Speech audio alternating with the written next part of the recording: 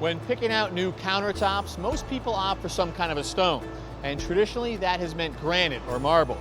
Those are quarried from the earth. They come out in big blocks and then they are sliced into slabs. But lately, another option has surged in popularity: quartz countertops. And those are made in facilities like this one here in Minnesota. Quartz is extremely hard, and that's why people like it for countertop surfaces. It basically won't scratch, and it's non-porous, which means it really won't stain. So it's easy to clean, and you don't have to seal it like granite. Quartz is a mineral, so it is mined out of the ground, and then it is crushed and sorted into pieces as big as this, right down to a fine powder. Those pieces are mixed with a binder, and that basically makes a batter. It then comes into this machine right here, which distributes the batter evenly into rubber molds, which are then rolled into this machine, where it is vibrated, compacted, and a vacuum pulls out all of the air, making the material non-porous. Then it is rolled into the big oven, where it is cooked at about 200 degrees for 30 to 60 minutes. And when it comes out, it's hard as stone. And once they're polished smooth, they're ready to be sent to a fabricator, cut to size, and then they're ready to be installed in somebody's home.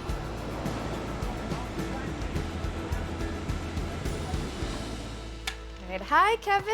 Welcome to our house. We're so happy to have you here. Very nice. How long have you guys been here? About 4 years. Nice, okay. Yeah, so it was a little bit of a fixer when we bought it, and we've been doing some projects here and there. Such as? So in the kitchen, we painted the cabinets white. Yeah. They used to be a dark wood before. We also painted the walls. They were yellow to match this lovely countertops.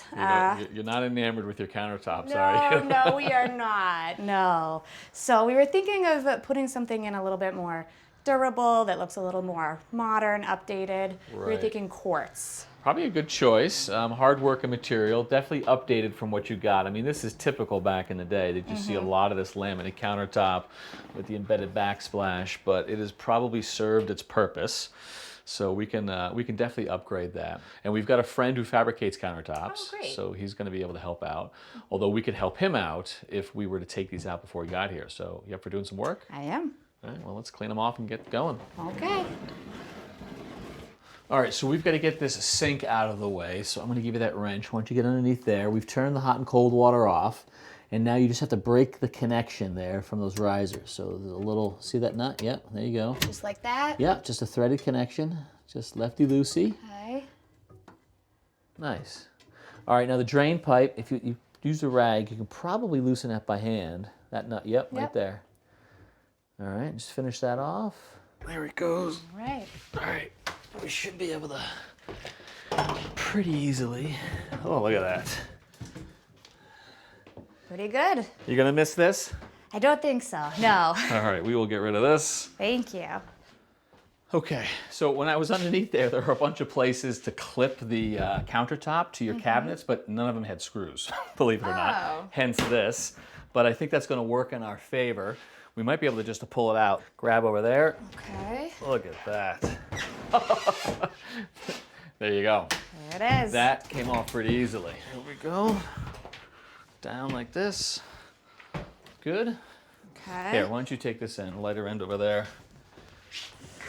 And we're gonna go right out the back door, so you lead. All right. Off you go.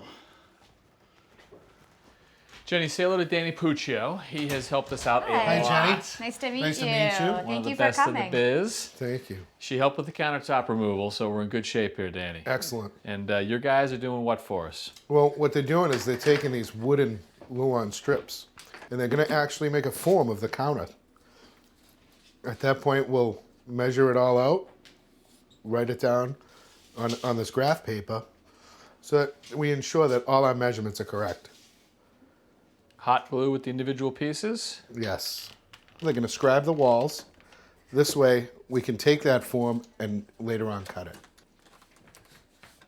Well, now that we've completed the templating process, Jenny, I'm going to need you to come back to my shop and pick out an actual slab. Okay. What we'll do is we'll take that slab, we'll put it down on a wet saw, and we'll cut out the form that we've made here, including the sink cutout and the edge detail work.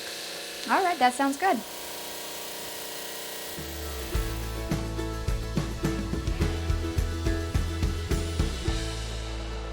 Danny, a lot of times you see these slabs being moved by 4 or 5 guys, and you're down to 2 because of this set of wheels.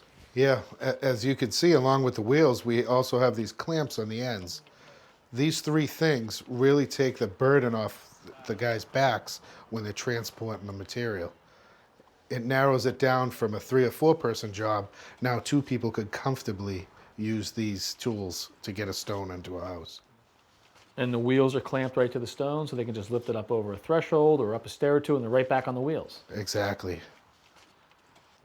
There's the ceiling. As you can see, Kevin, the ceilings are a little low here. So when we lift this piece up from the bottom, we're going to lean it on the edge of the cabinet. We're going to lower the L shape towards us so we can slide it in safely. There we go. All right, Kevin, we're going to lift this up. Michael's going to come in behind us and put a nice bead of silicone along the tops of the cabinets and along this sink here. This way it seals everything up nice and it secures the countertops in place. Okay. At the shop, we inserted some threaded inserts, and what Michael's doing right now is he's securing the sink with some threaded clips. We also use silicone to secure the backsplash into place.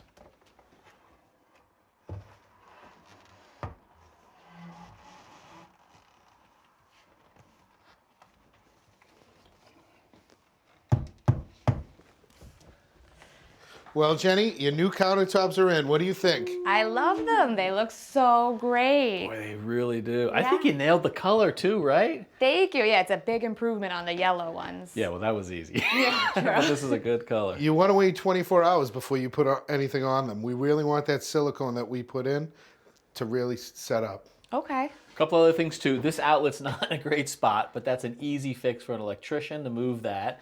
Your faucet needs to be connected by the plumber, as do the connections underneath. And you know, we noticed when we were down there that the shutoffs for the hot and cold and the P-trap is below this cabinet in the basement. So when the plumber comes, have him look at that and fix it as well. Okay. Will do. Otherwise, I think you're good to go.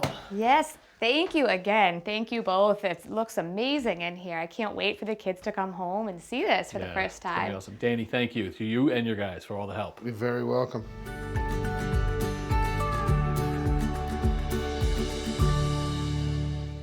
Thanks for watching. This Old House has got a video for just about every home improvement project, so be sure to check out the others. And if you like what you see, click on the subscribe button to make sure that you get our newest videos right in your feed.